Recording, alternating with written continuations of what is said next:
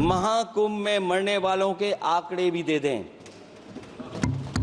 महाकुंभ की व्यवस्था के बारे में स्पष्टीकरण देने के लिए मेरी मांग अध्यक्ष महोदय सर्वदलीय बैठक बुलाई जानी चाहिए। महाकुंभ हादसे के शिकार लोगों की मृत्यु, घायलों का इलाज, दवाइयों, डॉक्टर, भोजन पानी, परिवहन की उपलब्धता का आंकड़ा संसद में पेश किया जाए।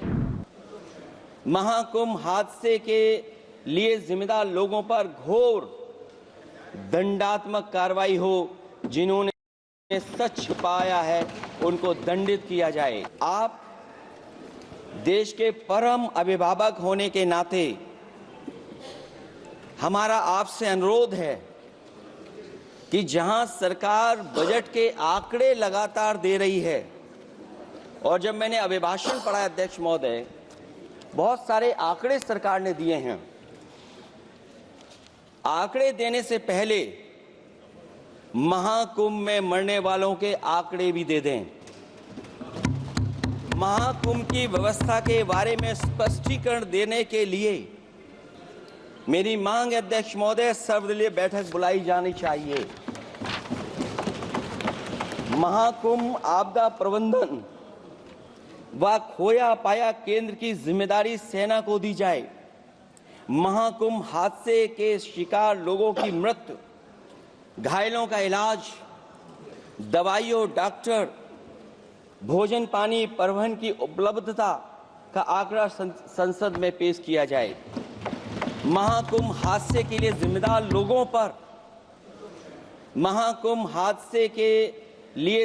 लोगों पर घोर दंडात्मक कार्रवाई हो। जिन्होंने सच छिपाया है उनको दंडित किया जाए।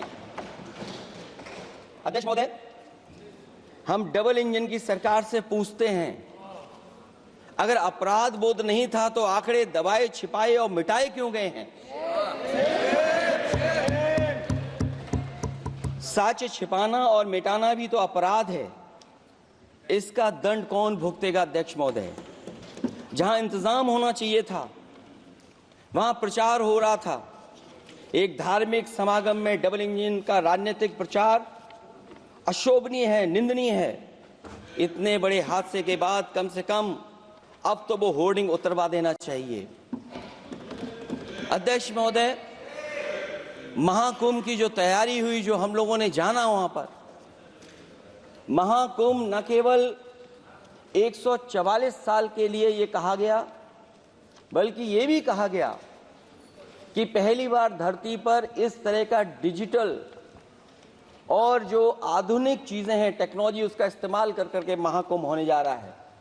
सीसीटीवी, ड्रोन, लाइव स्ट्रीमिंग के आधार पर जिनका दावा था कि वो डिजिटल कुंभ करा रहे हैं, वो मृतकों की डिजिट नहीं दे पा रहे हैं।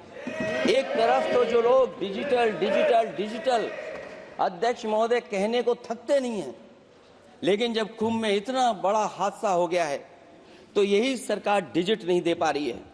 हमारे अपने लोग मारे गए हैं, जिसमें परिवार का हर रिश्ता दिवंगत हुआ है। किसी की माता, किसी के पिता, किसी की बहू, किसी की बेटी, किसी का भाई बहन, चाचा चाची, बच्चों के आंकड़े तो अभी तक नदारद हैं। खोया पाया केंद्र ही लोगों को तो नहीं मिल रहा है। जो खोया पाया केंद्र था उसको भी लोग पा नहीं पा रहे, ढूंढ नहीं पा रहे। अध्यक्ष महोदय, कुंभ कोई पहली बार नहीं हो रहा है। कुंभ का आयोजन सदियों से होता आया है। हमारे पौराणिक और हमारे इतिहास के दस्तावेज ये बताते हैं कि समय समय पे जो भी सरकारें रही होंगी, जिसका भी राज रहा होगा अध्यक्ष महोदय, उसने महाकुंभ या इस तरह के कुंभ का आयोजन किया है। एक तरफ तो वो कि जो 144 साल बाद महाकुंभ होने जा रहा है, उसका इतना प्रचार किया, और मैंने तो कई टीवी इंटरव्यूज में, कई समाचार चैनलों पर ये बात सुनने में आई और सुनते रहे हम लोग कि सरकार ने 100 करोड़ लोगों के आने का इंतजाम किया है। और अगर 100 करोड़, अध्यक्ष महोदय, अगर ये बात गलत है तो मैं रिजाइन आपको देना चाहता हूं। अगर अध्यक्ष महोदय, ये माननीय सदस्य लोग अगर ये नहीं सुन पा रहे हैं तो मैं इनको एक एक को, आप नहीं गए स्नान करने, आप स्नान करने नहीं गए, इसीलिए इस तरह की भाषा का इस्तेमाल कर रहे हैं। अध्यक्ष महोदय, ये कहा गया कि 144 वर्ष के बाद ये हो रहा है। जहां तक मेरी समझ और जानकारी कहती है, जो एस्ट्रोनॉमी और एस्ट्रो चीजों को समझते होंगे वो ये स्वीकार करते होंगे, जो भी कुंभ होता होगा वो 144 वर्ष के बाद ही होता होगा। लेकिन ये कहा गया कि नक्षत्र ऐसे हैं, तो मैं अध्यक्ष महोदय सरकार से कहना चाहता हूं कि सतयुग से लेकर के कलयुग तक ये सनातन परंपरा रही है कि संत महात्मा साधु समाज मुहूर्त के हिसाब से शाही स्नान करते हैं। उसमें नक्षत्रों के हिसाब से जो सहयोग बनता है वही शाही स्नान का मुहूर्त होता है। लेकिन भाजपा के राज में ये सनातन परंपरा टूट गई।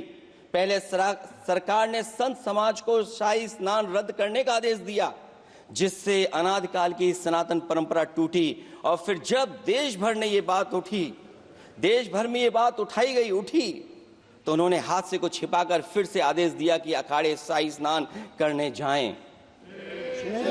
इससे सरकार ने पावन मुहूर्त के स्थान पर अपने मनमाने समय पर स्नान कराने का आदेश दिया। बात उस दिन या तिथि की नहीं होती है, बल्कि निश्चित मुहूर्त काल की होती है। ये सनातन परंपरा तोड़कर इन लोगों ने अच्छा नहीं किया। और ये क्या परंपरा टूटी है कि नहीं टूटी है, मैं समझता हूं अध्यक्ष महोदय मुझसे बेहतर सामने वाले ज्यादा जानते होंगे इसके बारे में। और जो लोग, अध्यक्ष महोदय, जो हम लोगों ने देखा वहां पर लोग पुण्य कमाने आए थे और अपनों के शव लेकर के गए हैं। चमत्कारी करिश्मा तो ये हुआ है, श्रद्धालुओं के शव मिल गए थे, पर सरकार स्नान करने वाले मरने वालों की बात स्वीकार नहीं कर रही थी। और इससे ऊपर ये बात जो वहां पर और हुई, अध्यक्ष महोदय,